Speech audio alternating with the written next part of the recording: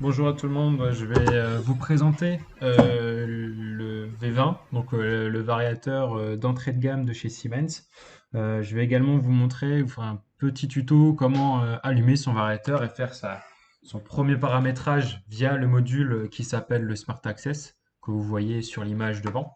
Le V20, ce qui différencie de ses autres collègues de la même gamme qui s'appelle Cynamix, c'est qu'en fait, le G120, le G120X, le G120C, le S210 sont intégrés dans l'outil TIA Portal. Le VV1, lui, reste à part et en filaire, donc en mode bus, hein, et qui se rajoute sur une carte spécifique, par exemple sur le S7200. Pour parler de ce variateur-là, il commence à 120 watts jusqu'à 30 kilowatts. Donc 120 watts à 3 kilowatts en 230 volts monophasé, sortie triphasée 230 volts. Et on est sur du 0,37 kilowatts jusqu'à du 30 kilowatts en triphasé 400 volts. Voilà pour le matériel, l'aspect matériel. Moi, je vais faire un focus sur le Smart Access Module. Donc c'est comme une box Wi-Fi qui est rajoutée, qui est alimentée par le bus en fait, si vous voulez, du variateur. Et en fait, derrière, on va générer un réseau Wi-Fi qui est accessible. Vous pouvez le voir ici. Là, je l'ai ici qui s'appelle le V20 Smart Access. Et donc, depuis un ordinateur, depuis son portable, on peut trouver le réseau, rentrer et faire du paramétrage rapide. Donc, je vais vous faire un exemple tout de suite. Donc, déjà, il faut chercher le réseau V20 Smart Access et se connecter. Normalement, quand vous achetez le V20, vous avez un flyer qui explique les mises en service, la première mise en service avec le Smart Access. Ce module, il fonctionne jusqu'à 100 mètres de distance. Bon, bien sûr, il faut pas qu'il y ait un mur entre, il faut pas que ce soit une cage de Faraday pour en ressortir, hein. Et il nécessite pas, on n'est pas obligé d'avoir le réseau Internet. Donc ça, un point qui est très simple. Moi, ça prend un petit peu de temps. Donc voilà. Donc là, il est connecté. Mon variateur, mon module est passé de orange à vert. Je peux aller sur le réseau et aller chercher le module. Donc, dans le dépliant que vous allez trouver, vous avez souvent dans la mise en service, on vous demande de commencer par l'adresse suivante 192.168.1.1. Là-dessus, vous allez tomber en fait, sur les macros, le macro du V20. Et là-dessus, vous avez la possibilité de faire soit une mise en service rapide, soit vous avez, je vais juste le mettre, on peut également, je crois, le changer en français. Je vais le mettre en français, comme ça on peut bien le lire. Voilà, super.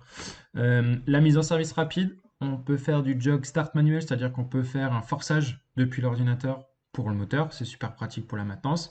Diagnostic défaut en cas d'arrêt des variateurs, hein. Souvent sur un variateur, qu'est-ce qui lâche? Bah, c'est le thermique. Voilà, on peut faire de la surveillance réseau, donc c'est-à-dire à l'instant T, en instantané, on peut voir ce qu'on est en train de consommer, et différents jeux de paramètres.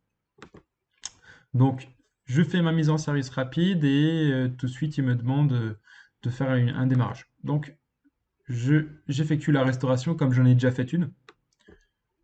Donc là, c'est fait. Là, il faut faire attention à plusieurs paramètres. Donc le premier, dans quel état on se trouve. Donc en principe, on est en Europe, hein, mais on peut également faire en 60 Hz. Donc ça, c'est bon. Ensuite, la tension du réseau. On est sur un réseau de 130. On peut augmenter, hein, si par exemple vous avez une chute de tension, vous êtes en bout de ligne, vous pouvez la monter à 240, ou alors vous êtes là-dessus et vous l'affichez comme ici. Donc 230 volts. Ok, super. Donc ça également, on l'a fait. Ensuite, le courant assigné du moteur. Donc là, c'est là qu'il faut regarder la consommation du moteur. Donc moi, je suis sur un tout petit moteur. Euh, Allez, on va mettre 0,4. Donc on est sur 0,04. Ok. Niveau de la puissance, moi je suis sur un 0,05. Je suis sur un 50 watts. Là, il a pris en place le tout premier, donc on peut descendre jusqu'à 0,01, hein, on peut s'aligner. Donc moi je suis sur 0,05. Ça permet d'éviter d'aller taper dans le trop haut et d'aller casser le moteur. Facteur de puissance, je n'en ai pas vu, mais il faut regarder sur le moteur, c'est le COSFI. Le rendement assigné du moteur, bon là c'est pas un bon rendement, mais il faut regarder également sur la plaque cinétique.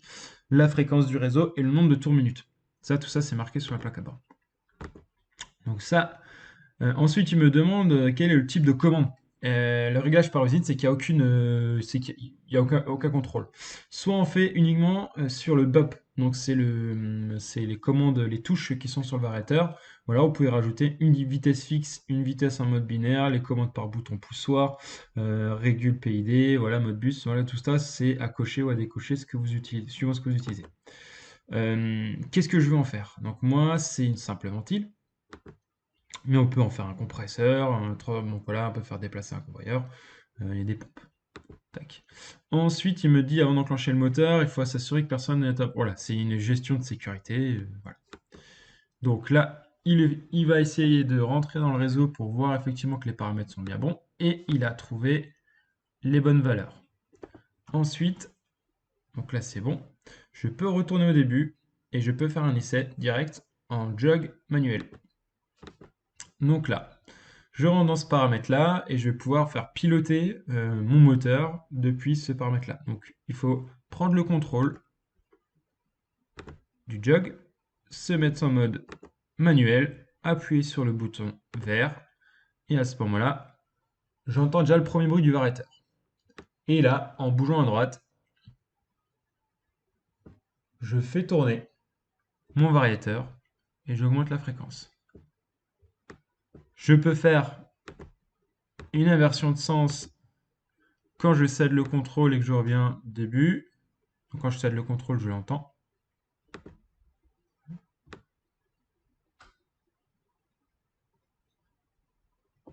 Et inversement. Donc ça, c'est une chose que je peux effectuer. Donc là, quand je reviens, donc il faut, bien sûr, on ne peut pas quitter la chose sans les faire dans les règles de l'art. Donc je cède le contrôle. Il me dit de faire attention. Tac, tac, tac. Et je peux ressortir de mon menu. Et là, j'ai les différents jeux de paramètres. La fréquence fixe, donc ça c'est ce que j'ai fait tout à l'heure. Sur la surveillance, je vois mon statut de mon variateur. Donc là, comme je ne fais pas tourner le moteur, bah, je suis à 0. Hein. Je suis à 0 partout. Et derrière, les diagnostics. Si là j'ai un défaut qui s'apparaît, bah, je peux me l'envoyer par email. Donc voilà un peu comment ça se passe. C'est super simple à installer, hein. J'ai pris moins de 2 minutes, j'ai pris plus de temps à vous parler que de le faire. Et donc bah, je vous invite à l'utiliser. Pour information, on peut charger jusqu'à 4 paramètres dans ce Smart Access Module. Donc ça peut être super intéressant quand vous avez différents jeux de paramètres par variateur. Bah écoutez, bah, je vous remercie pour votre écoute et puis bah, à très bientôt. Au revoir.